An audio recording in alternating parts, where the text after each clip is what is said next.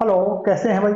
देखिए, आज का जो टॉपिक हम आपके साथ डिस्कस कर रहे हैं वो है टीपीए, यानी ट्रांसफर ऑफ प्रॉपर्टी एक्ट, यानी कि संपत्ति अंतरण अधिनियम का जो टॉपिक है, अनुयोज्य दावा या एक्शनेबल क्लेम के अंतर्गत जो पहला प्रश्न है वो देखिएगा।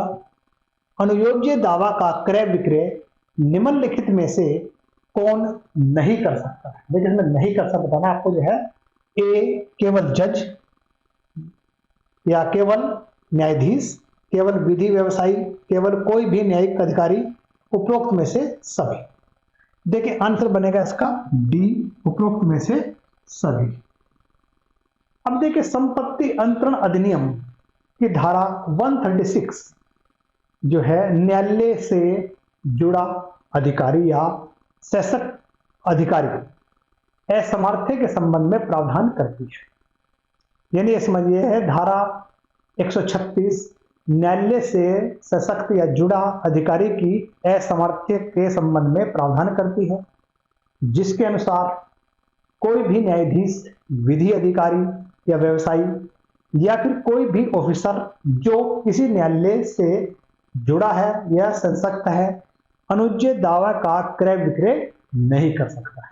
तो इस प्रकार आंसर बन गया हमारा डी। नेक्स्ट, अनुयोज्य दावा का अंतरिति ऐसे दावे को उन सभी दायित्वों और साम्यों के अध्याधीन लेगा जिनके अध्याधीन वह यानी अंतरक उस दावे के बारे में था।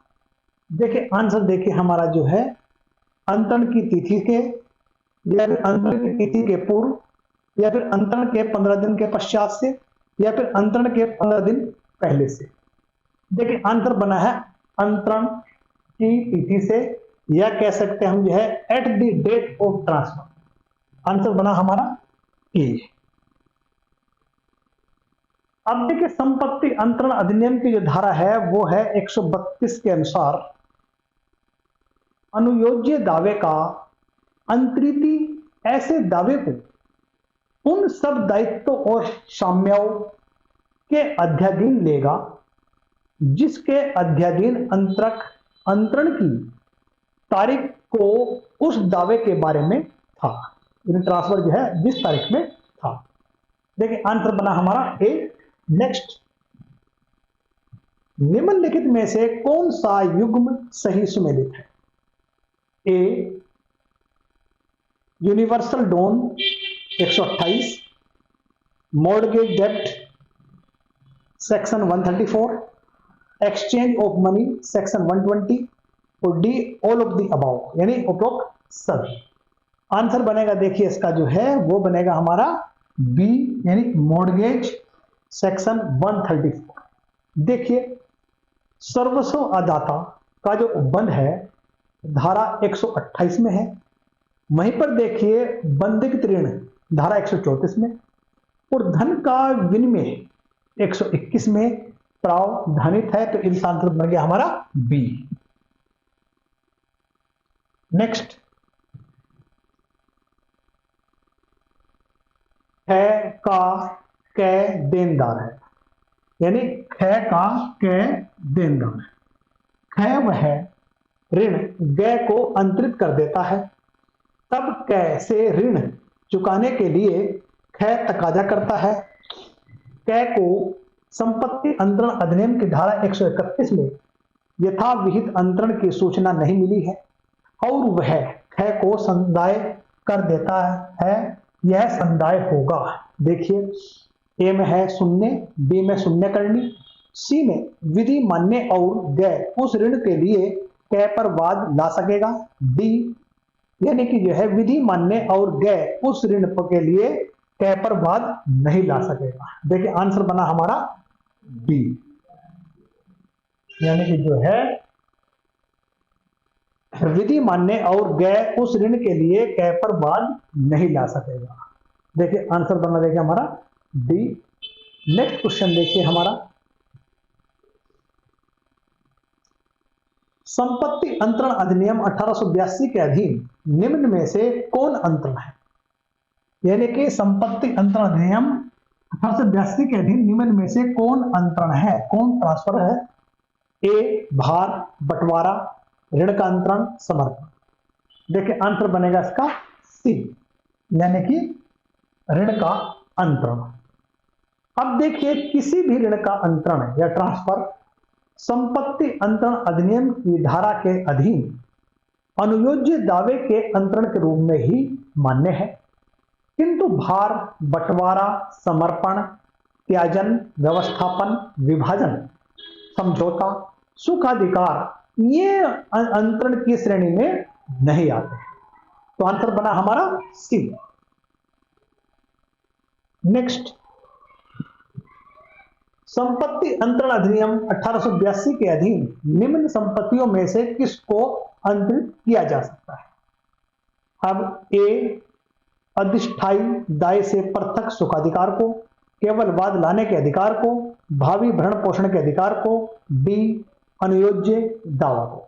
देखिए इसमें आंसर बनेगा एक्शनेबल क्लेम, अनुयोज्य दावा, यानी आंसर बना डी।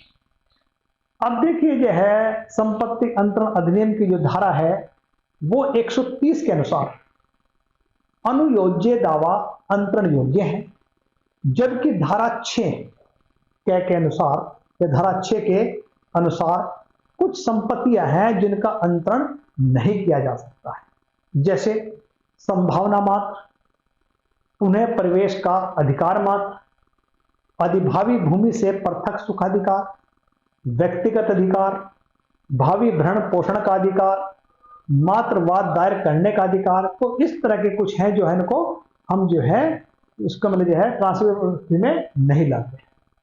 आंसर देखिए हमारा नेक्स्ट क्वेश्चन,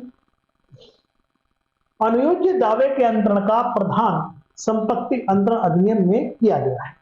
देखिए इसका आंसर बनेगा, देखिए हमारा इसमें देखिएगा सेक्शन 130 यानी अनुच्छेद धारा 130 के अंतर्गत अनुयोज्य दावे का अंतरण का प्रावधान किया गया है। देखिए पहले बता चुका हूं, फिर भी देखिए संपत्ति अंतरण अधिनियम की धारा 130 में अनुयोज्य दावे का अंतरण से संबंधित है या उससे संबंधित प्रावधान किए गए हैं।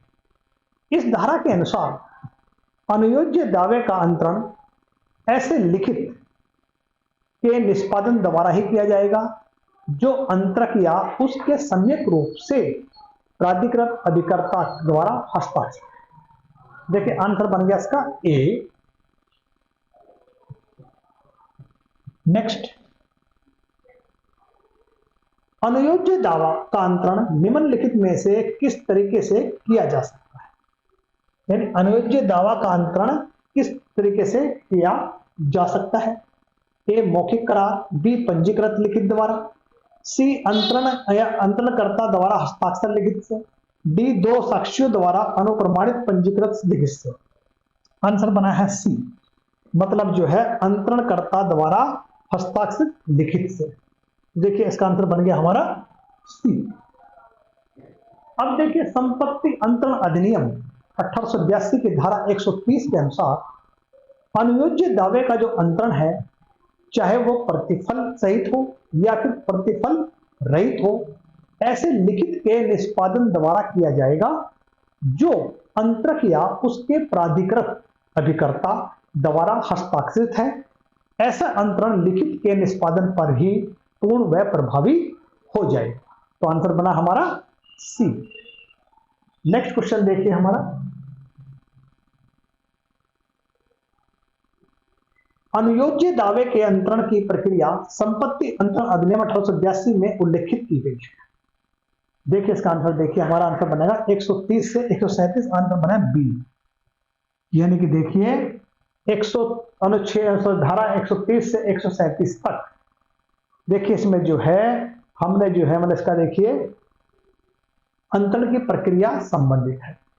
यानी कि देखिए संपत्ति अंतरण अधिनियम की धारा 3 में अनुयोज्य दावे को परिभाषित किया गया है और धारा 130 से 137 में अनुयोज्य दावा के अंतरण के विषय में प्रावधान किया गया है। तो आंसर बना हमारा ये बी। नेक्स्ट, एक अनुयोज्य दावा का अंतरण पंजीकृत लिखित द्वारा किया जा सकता है।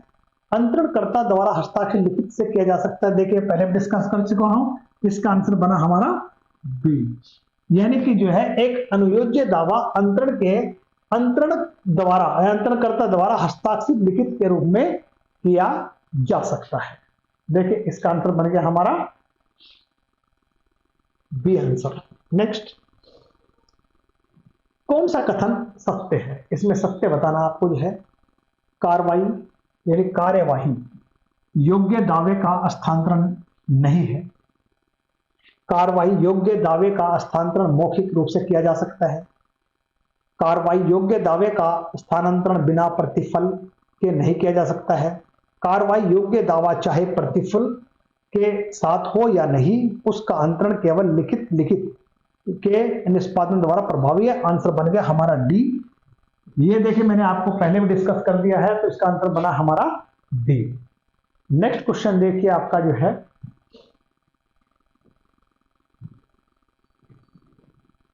निम्नलिखित में से किस मामले में अचल संपत्ति का अंतरण बिना पंजीकृत दस्तावेज के किया जा सकता है?